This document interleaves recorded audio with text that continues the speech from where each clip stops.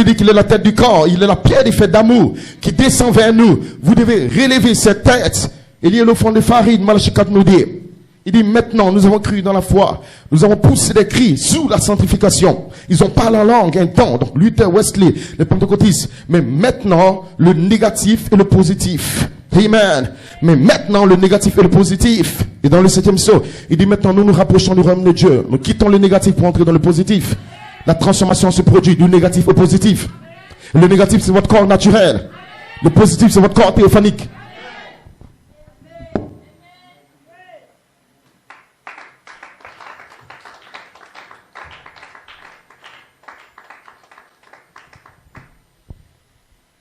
Que le nom du Seigneur soit béni. Le négatif et le positif. La pierre des fêtes est en train de descendre sur la pyramide. C'est le temps de la fin. Et nous sommes en train d'accomplir cette grande prophétie. Le négatif et le positif. La pierre des fêtes est en train de descendre sur quoi? La pyramide. Donc avant que la pierre des fêtes ne vienne, je vous explique maintenant. La pierre des fêtes que vous voyez ici, c'est Jésus lui-même dans son corps glorifié. Ce que vous voyez là, c'est Jésus dans son corps glorifié. Et donc, dans tout l'univers, dans tout le cosmos, parmi toutes les galaxies, la seule pierre des fêtes, c'est Jésus lui-même. Mais nous sommes en train de parler encore de la vision 3. Et dans la vision 3, nous disons combattre ardemment pour la perfection. Et quand vous prenez cette brochure que je vous ai donnée, vous allez voir qu'il explique. Je vous donne le mot parfait. Ça signifie quoi? Rendu parfait, accompli, achevé.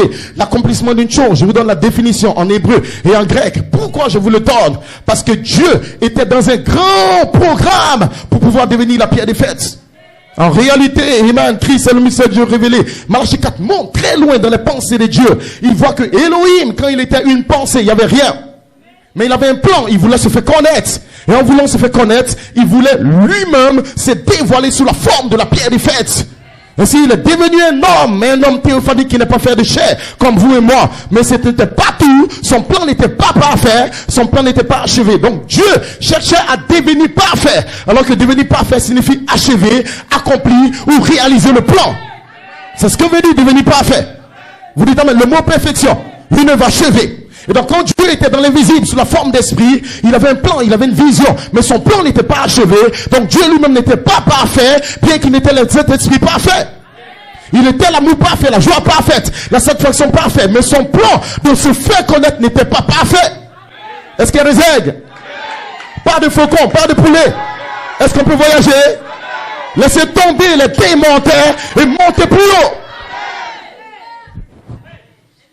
Quand nous rentrons dans cette partie de l'enseignement, les membres d'église, les églises du message s'arrêtent. Pourquoi? Parce qu'il n'était pas avant le commencement. Ça concerne seulement les fils attributs de son esprit, l'épouse oméga, celle qui a une qualité éternelle, la parole parlée. Elle vient des pensées de Dieu. Elle était dans les gènes de Dieu. Et c'est le programme, le plan que Dieu avait en lui-même. Et quand il avait ce plan, vous étiez une partie de lui. Donc écoutez très bien maintenant. Là, on rentre dans quelque chose de fort. Le corps glorifié que vous voyez est un dessin en Elohim. Amen. Il a voulu d'abord avoir un corps parole théophanique.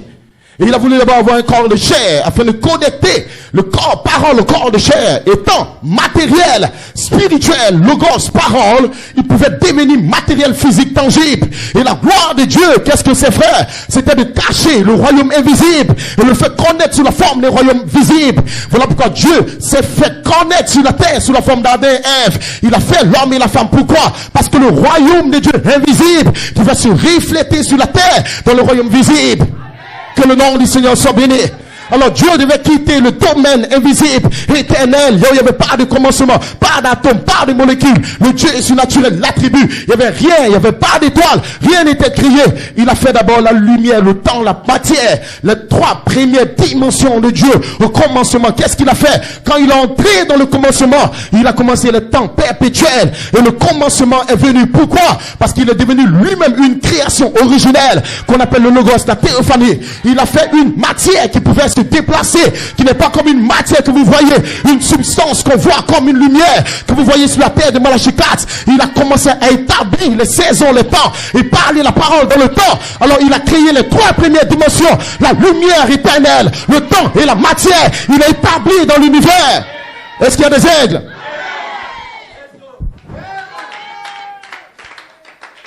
Pourquoi? Pourquoi? Parce qu'après, il reviendrait dans la lumière, le temps, la matière, pour faire agir la lumière, le temps, la matière spirituelle, dans la lumière, le temps, la matière. Vous vivez dans 3 dimensions ici. Salut ta soeur. C'est la matière, la lumière du soleil. Il y a le temps, il est quelle heure? Il est 21h49. Ces 3 dimensions nous permettent de réaliser des projets, de réaliser ce que nous voulons. Tu as quel âge? À quel moment tu vas travailler? À quel moment tu vas au travail? À quel moment tu as un rendez-vous? Il faut le temps, le soleil, la nuit. Non, on rentre à la maison. Matin, on va au travail. Vous dites amen. Et nous avons besoin de lumière. Il y a la lumière de votre corps qu'on appelle la lumière cosmique que Dieu a mis avec le potasse, le calcium et toutes ces choses. Mais de l'autre côté, c'était le reflet de l'homme spirituel. Parce que cet homme spirituel se reflète sur la terre comme un homme naturel. Ainsi, il y a eu 3 dimensions de votre corps naturel. Il y a 3 dimensions dans le corps théophanique qui doit descendre et tirer les 3 dimensions de la terre. Parce que Dieu est parfait en 3. Donc, il dit corps demain. À part les membres d'église qui viennent dimanche et vivent les croyants qui viennent les vendredis, les mercredis, vous entendrez des choses qui ne sont point montées au cœur de l'homme. Laissez les catholiques venir dimanche. Amen. Laissez-les dimanche.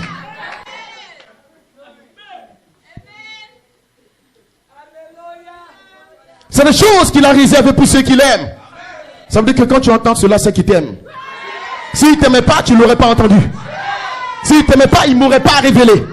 Mais parce qu'il nous aime, il nous donne cela. Je vous dis que ce que vous entendez est plus puissant. Aussi puissant que Elohim est puissant. Parce que c'est la révélation qui vous donnera l'autorité sur le diable et les démons, sur cette chair. C'est un instant.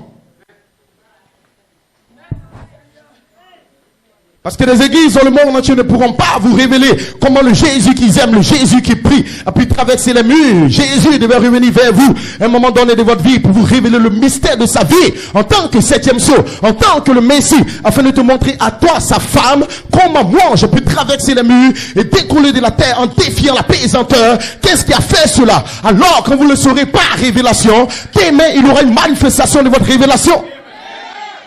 Vous devez comprendre le mystère de la translation.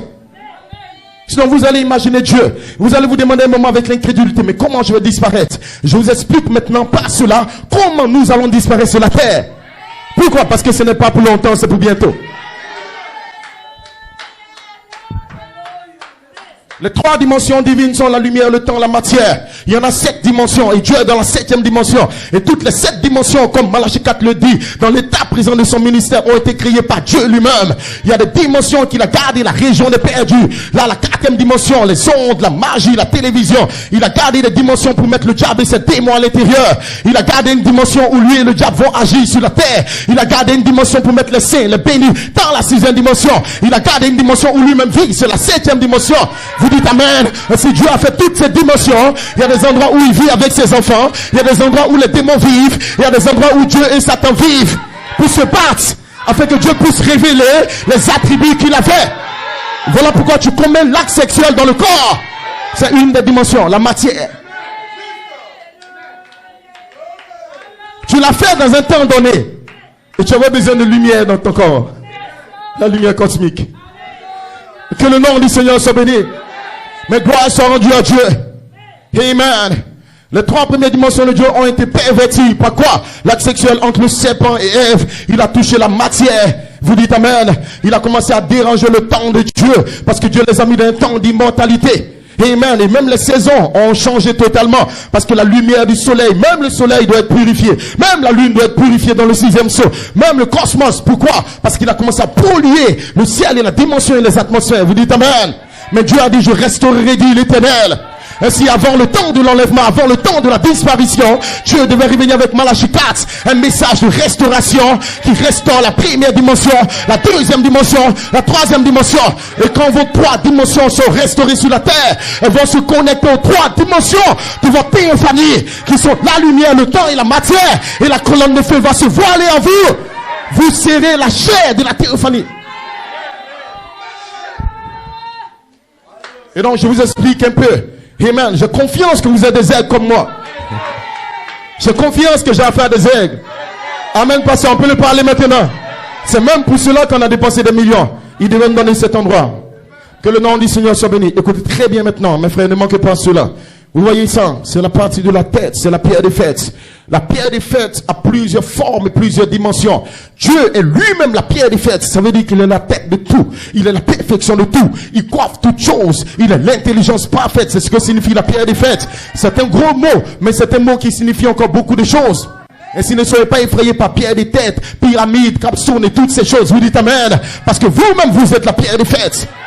Maintenant, il y a eu un temps où la pierre des fêtes était sous la forme surnaturelle, esprit, sous la forme d'attribut. Et la pierre des fêtes a pris la forme d'un corps. C'était le Dieu invisible avant le commencement, qui entrait dans le commencement. Et si la pierre des fêtes s'est émorphée, est devenue un corps parole qu'on appelle une théophanie.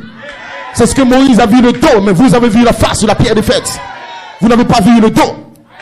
Et donc la pierre des fêtes est en train de courir vers son perfectionnement. La perfection veut dire le programme achevé, accompli. Donc quand Elohim est devenu le Logos, le programme n'était pas accompli. Le Logos c'est bon. Il était Melchisedec. Il voyageait, il fait des miracles, il délivrait. Il a tué Pharaon et des gens. Il a conduit le peuple d'Israël. Il y avait des miracles et des signes. Frapper le rocher, l'eau qui sort. Faire toutes sortes de miracles, c'est très bien. Mais le grand programme qui était dans sa pensée n'était pas encore achevé. Mais il était en train de travailler sur son programme. Donc, il n'était pas encore parfait. Voilà pourquoi Jésus a dit, soyez parfaits comme votre Père est parfait. Pourquoi Jésus l'a dit maintenant? Dans Matthieu 5, 48. C'est que Jésus était la pierre des fêtes, mais il existait en forme de Dieu, selon Philippiens. Dans sa forme théophanique, il courait pour descendre dans la chair. Vous dites amen? Donc, numéro 1, l'esprit surnaturel, c'est Elohim, et nous sommes avec lui. Numéro 2, le Logos, la parole, la théophanie. Amen. C'est Melchisedec, et nous sommes avec lui. Numéro 3, Jésus vient sur la terre, il prend un corps. Vous dites amen. Et nous sommes en lui pendant qu'il est sur la terre. Nous marchons avec lui, nous mourons avec lui, nous ressuscitons avec lui, et nous sommes glorifiés avec lui. Et donc quand Dieu se voyait devenir un homme, Dieu se voyait devenir un homme dans le corps glorifié. Vous savez pourquoi? Je vous explique. Revêtez maintenant votre costume d'aigle. Pardonnez. Ne restez pas en Côte d'Ivoire. Montez. C'est pour les aigles. Votre vêtement de noces.